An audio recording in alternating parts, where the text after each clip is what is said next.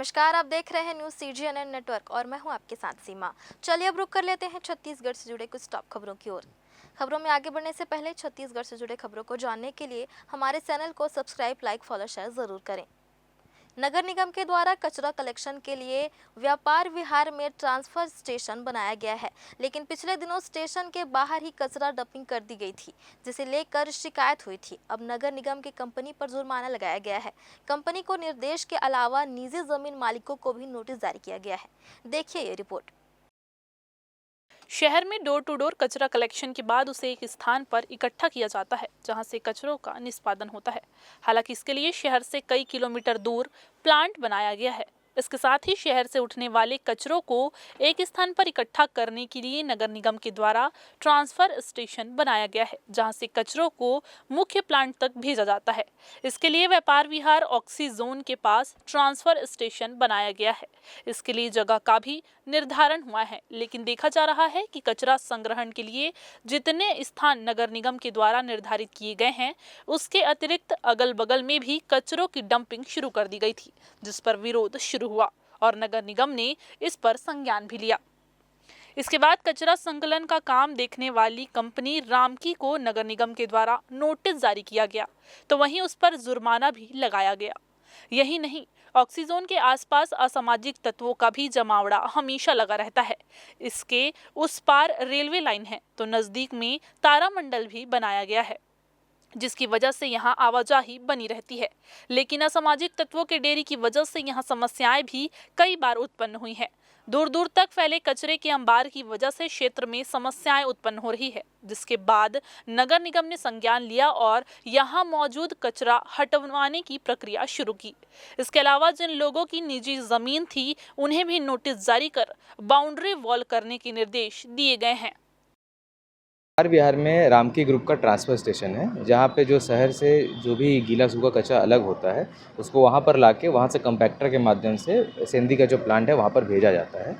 उनके प्लांट के अंदर जो है कुछ कचरे का डंप था, जिसको उनके द्वारा क्लियर करा लिया गया है और उनके ऊपर इस चीज़ के लिए हमने 25,000 रुपये का पेनल्टी भी किया है कि उन्होंने इसको समय रहते नहीं करवाया था। अभी पूरा का पूरा साइट जो है पूरा वेल क्लियर्ड हो चुका है और वहाँ पे 28 लोगों की निजी ज़मीन थी जिसके ऊपर ये कचरे थे। उन निजी ज़मीन वालों को हमने नोटिस भी दिया है कि आप लोग इसको अपना घेरा कर लीजिए, अपना बाउंड्री कर लीजिए और इसके बाद यदि उसमें कचरा जाता है तो आपकी पर्सनल जिम्मेदारी होगी। कंपनी को कोई समझाइश दी गई सर, आगे से ऐसी कोई शिकायत? कंपनी को समझाइश भी दी गई है और कंपनी पे फाइन भी किया गया है। हालांकि यहाँ विद्युत की तो व्यवस्था है, लेकिन पुलिस की सही तरीके से मॉनिटरिंग नहीं होने से असामाजिक तत्वों के हौसले बुलंद है। ऐसे में जरूरी है कि पुलिस को भी इस स्थान पर रात्रिकालीन खास तौर पर मॉनिटरिंग करनी चाहिए, ताकि असामाजिक तत्वों का डेरा इन क्षेत्रों से खत्म हो सके। इसके साथ ही ऑक्सीजोन को लेकर जो नुकसान इन कचरों की वजह से हो रहा है, उसे भी दूर करने की आवश्यकता है। कैमरामैन राकेश मिश्रा के साथ आलोक अग्रवाल की रिपोर्ट। अफीम सप्लाई करने वाले गिरोह के एक सदस्य को गिरफ्तार किया गया है। नशे के अवैध कारोबारियों की जड़ तक पहुंचकर इंड टू इंड कार्रवाई के दौरान राज्य विशेष शाखा ने बिलासपुर पुलिस को सूचना दी कि महाराष्ट्र पासिंग ट्रक में अवैध मादक पदार्थ अफीम की सप्लाई की जा रही है।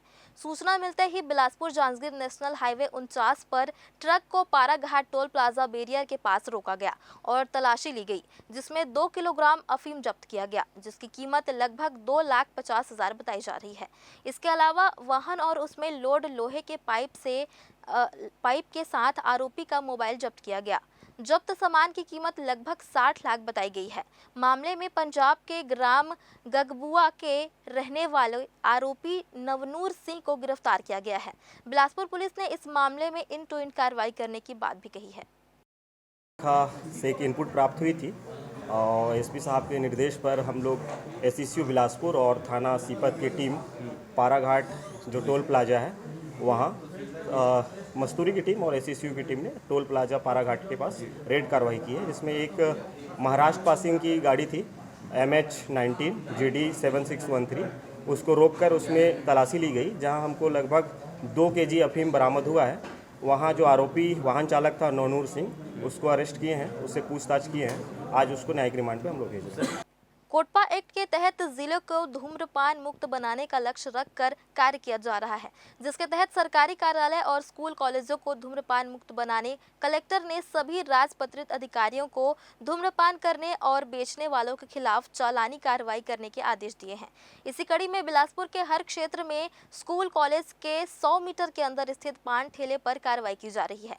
ऐसा ही एक मामला राजीव गांधी चौक स्थित शासकीय नवीन प्राथमिक शाला से आया है, जहां विद्यालय से लगा हुआ पान ठेला है। विद्यालय के शिक्षकों ने लगातार इसकी शिकायत की है, जहां पर बड़ी संख्या में लोग धूम्रपान करते रहते हैं। विद्यालय से सटे होने की वजह से धुआं विद्यालय में आता है। इसके साथ ही कोई भी कभी भी विद्यालय परिसर में घुसकर यहां का शौचालय इस्तेमाल कर लेता है। मना करने पर अनसुना कर दिया जाता है। इससे पहले भी कई बार इसकी शिकायत की गई है, लेकिन अभी तक किसी प्रकार की कोई कार्रवाई नहीं की गई है, जिससे बच्चों पर भी प्रभाव पड़ रहा है।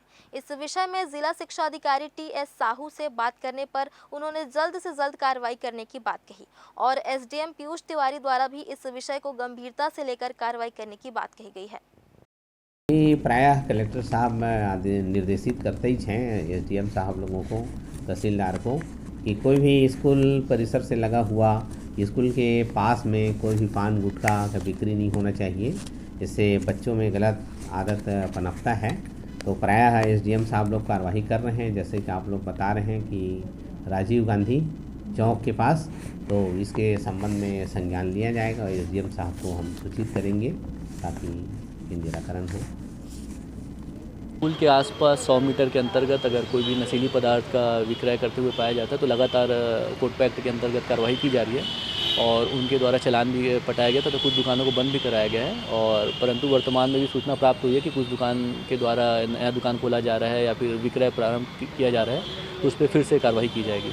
रतनपुर थाना क्षेत्र अंतर्गत ग्राम पुडू के आश्रित ग्राम बंगला भाटा में क्रिश्चियन समुदाय के लोगों ने आदिवासी समुदाय प्रार्थना घर के नाम से चर्च का निर्माण कराया है, जिसका उद्घाटन होना था।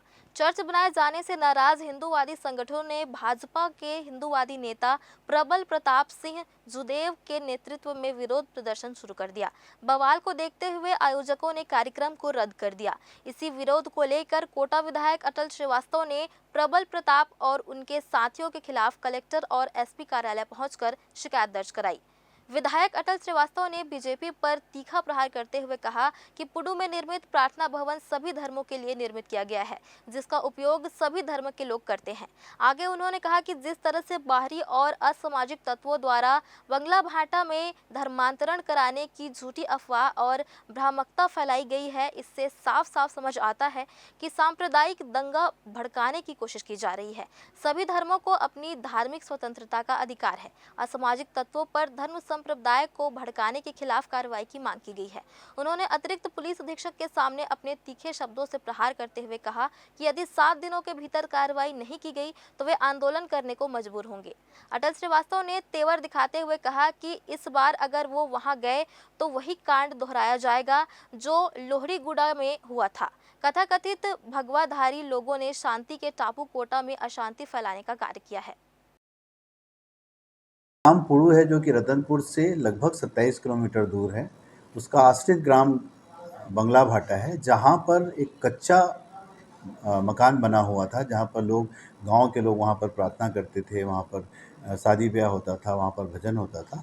उसी को गांव वालों ने मिलकर अपने अपने पैसे से उसका मरम्मत करके उसे पक्का बनाया है, जो कि आदिवासी सामुदायिक प्रार्थना भवन के नाम से। भारतीय जनता पार्टी के प्रबल प्रताप सिंह और उनके साथी, जिसमें कोई भी रतनपुर या कोटा विधानसभा के क्षेत्र के लोग नहीं थे, सब बाहरी थे, वहाँ जाकर, कोटा विधानसभा से शांति का टापू है, वहाँ हमारे आदिवासी भाई लोग रहते हैं, कभी कोई ऐसी घटना नहीं हुई, पर वहाँ पर अशांति फैलाने का काम ये लोग कर रहे हैं। और एक अनगरल बातें कि वहाँ पर कोई धर्मांतरण किया जा रहा था या धर्म का प्रचार इस देश के संविधान में है। मैं हिंदू धर्म से हूँ, मैं अपने हिंदू धर्म का प्रचार, सनातन धर्म का प्रचार कर सकता हूँ।